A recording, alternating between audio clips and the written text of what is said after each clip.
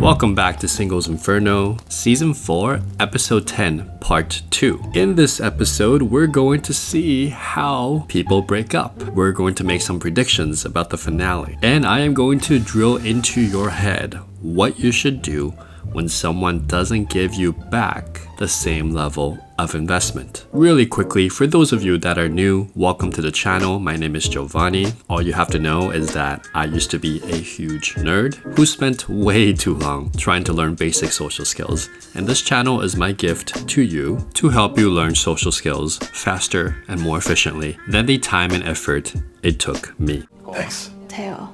I needed to hear that. Teo is so cool, man. He's taking this like a boss. Did all the flirting make you feel uncomfortable? No, I'm truly grateful.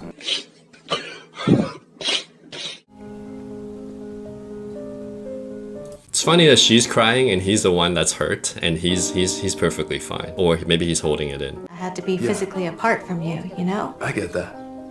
It wasn't out of sight, out of mind kind of thing. I agree. That honestly was the biggest thing. So as I said from episode 1 and 2, Xian's the type of girl who's like, she doesn't know what she wants, so whatever's in front of her, just like she goes for after. And because Theo's been in Inferno for so long, she just hasn't seen him. She hasn't had a chance to develop those relationships and go deeper with him to see how he really is on a day-to-day basis. And just for that reason alone, she's like, I can't, I don't know. Now, I actually think she should have chosen Theo over Chonsu. But here's my prediction on what's gonna happen. Listen carefully. This is February 9th, we're filming this. She's gonna pick Chonsu because she already hung out with the beast.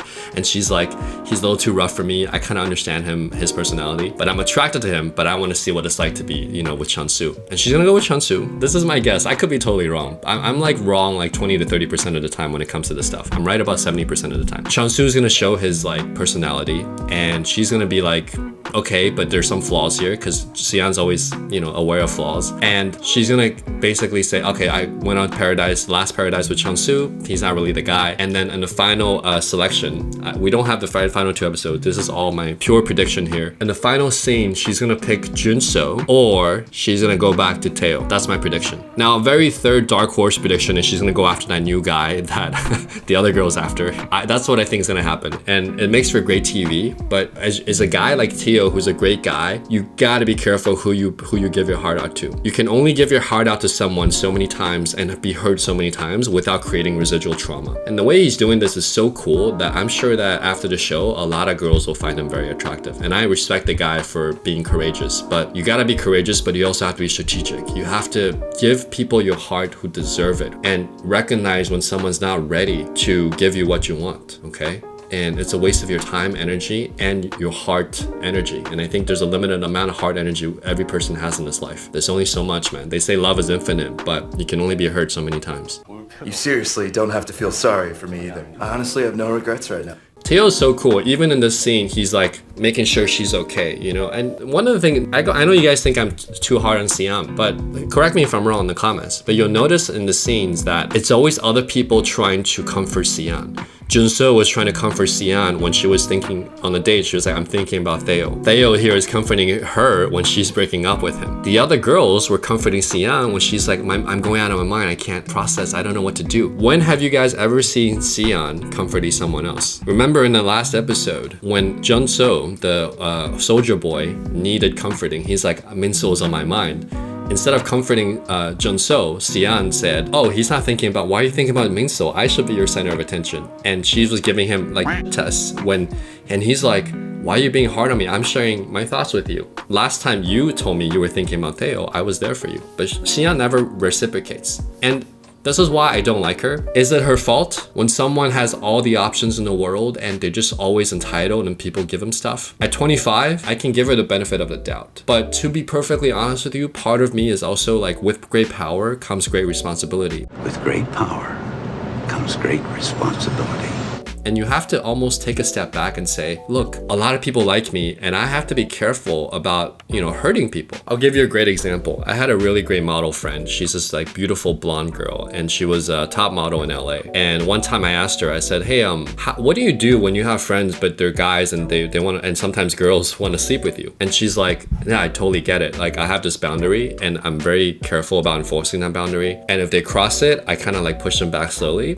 And then if they cross it again, I'll say, hey, look, I can't be friends with you. And then she said, I'm always very careful how much I let on, and I almost have to go one step extra to just let them know I'm not interested, because everyone assumes that I'm interested in them because of how I look. I thought that was very introspective, and she was, you know, a model in her late 20s. I think when you have that kind of power, it's your responsibility to say, I'm gonna figure out who I am. I'm gonna figure out whether or not I'm ready to date. I'm gonna figure out, like, yes, I'm gonna hurt some people in the process, but I'm gonna minimize the amount of casualties I hurt because of this power that I have. Just my opinion. I mean, maybe I'm too idealistic. You guys let me know in the comments, but those are my thoughts about Sian. I was treating you the same way I did when I first fell in love.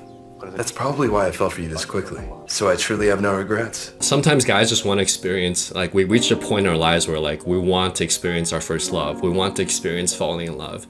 And sometimes we're not careful. The next girl that kind of fits our ideal, like, dreamy archetype, where, like, you're the person, right? And I get that. And if you decide that's what you want to do, to go live your life, I would caution you to try to pick someone or acquire the skills to pick someone who you think is deserving of your first love, you know, to be in that romantic journey together. Someone that will give you as much as you can give them. Should have brought tissues.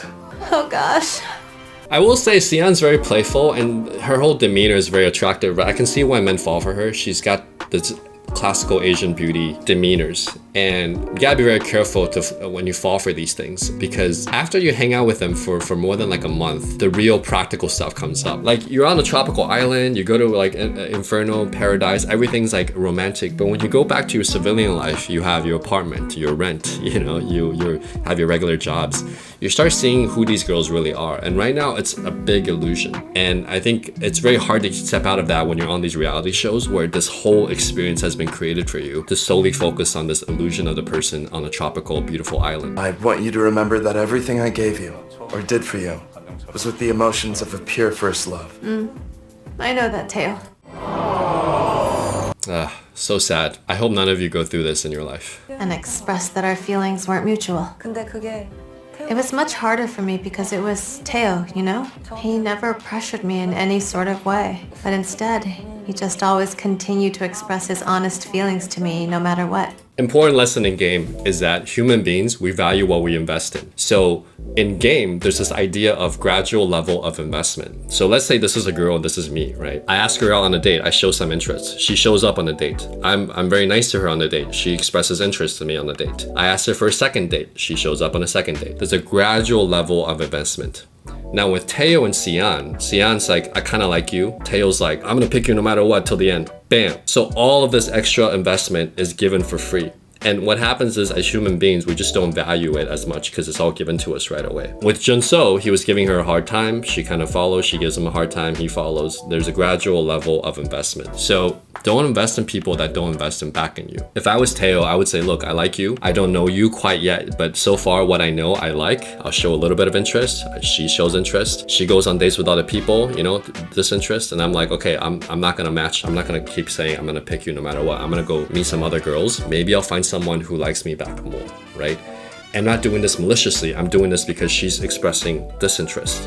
So there's a gradual level. The best dating situations are where she leads a little, you lead a little, and you both follow each other on this gradual spiral of improvement and getting to know each other.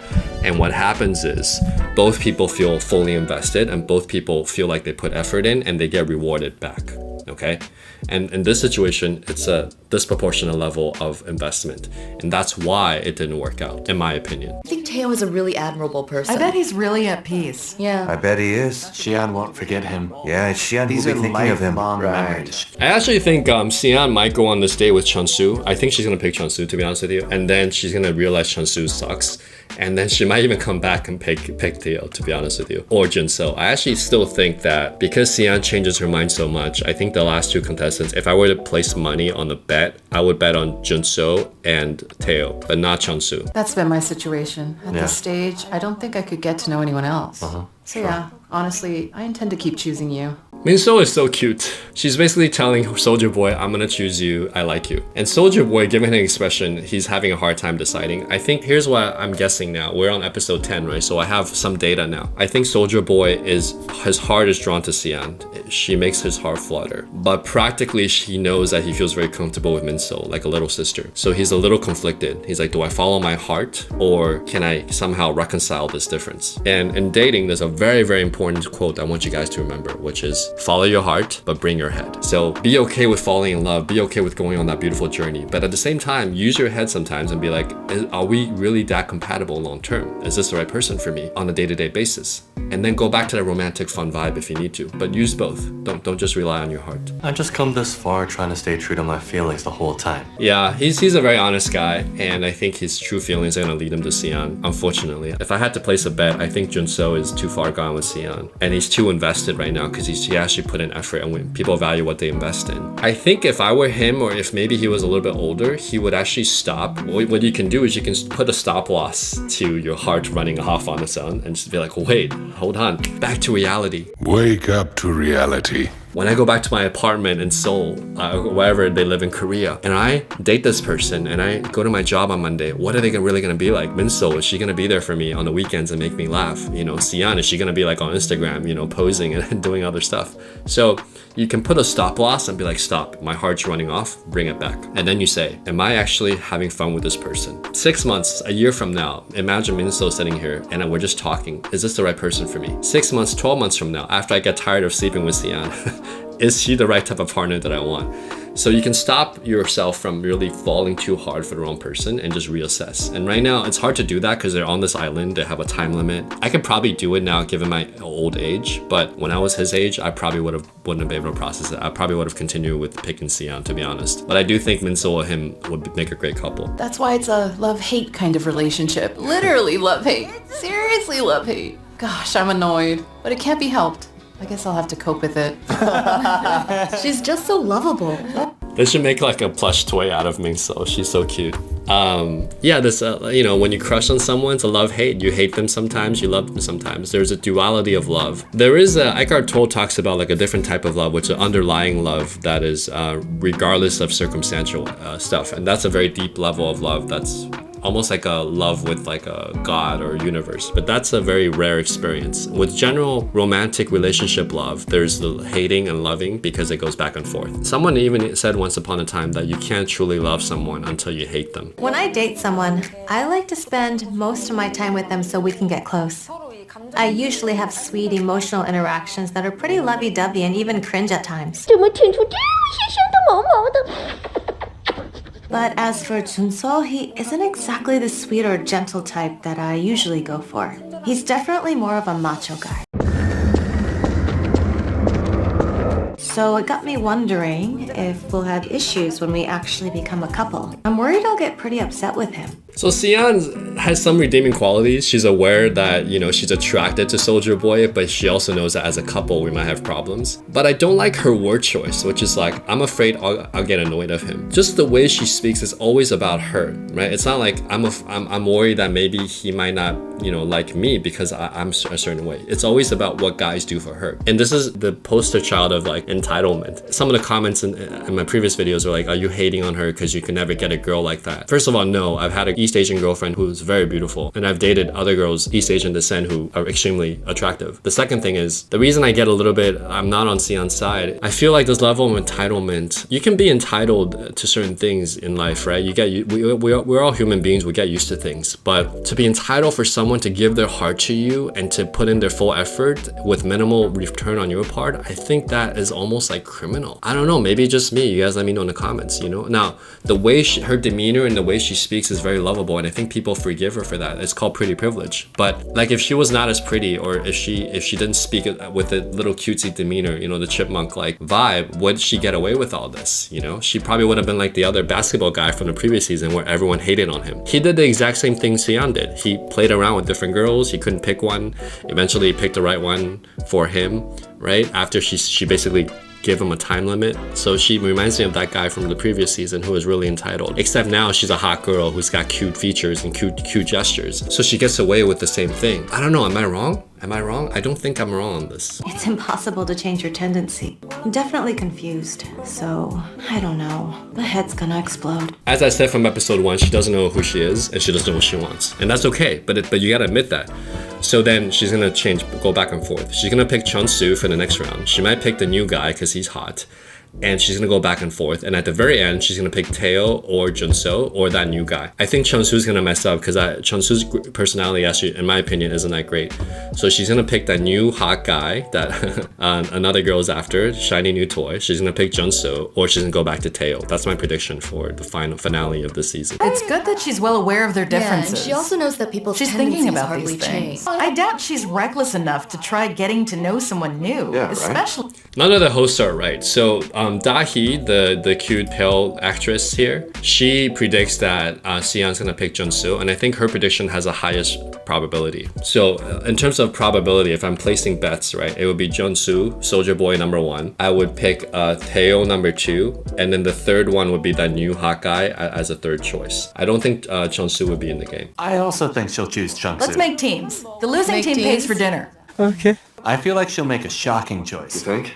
It'll defy expectations. It's good for TV, but not good for your heart if you're in the game. After my second date with Jun-soo, I realized that Jun-soo and Jung-soo have totally different personalities. Alright, so here's my prediction for the final 2 episodes that will air next Tuesday. We're shooting this on February 9th. Siyeon will probably pick Chun-soo for Paradise. She's gonna come back from Paradise. She's gonna feel conflicted. And she's probably gonna go with her feelings and pick Soldier Boy at the very end. There's a very small chance that she could actually go back to Tae-yo or the new hot guy and get to know him. But I don't think there's enough time to get to know the new hot guy. So I think, okay, if I had to place one bet, I think she's gonna pick Jun-soo, Soldier Boy, at the very end. Jun-soo is definitely more on the macho side, while Jung-soo is sweet. We'll see if I'm right. I could be totally wrong, but those are my bets. Again, we don't have the episode, so we don't know. And I'll see you back in the next video where we break down episode 11 and episode 12, the season finale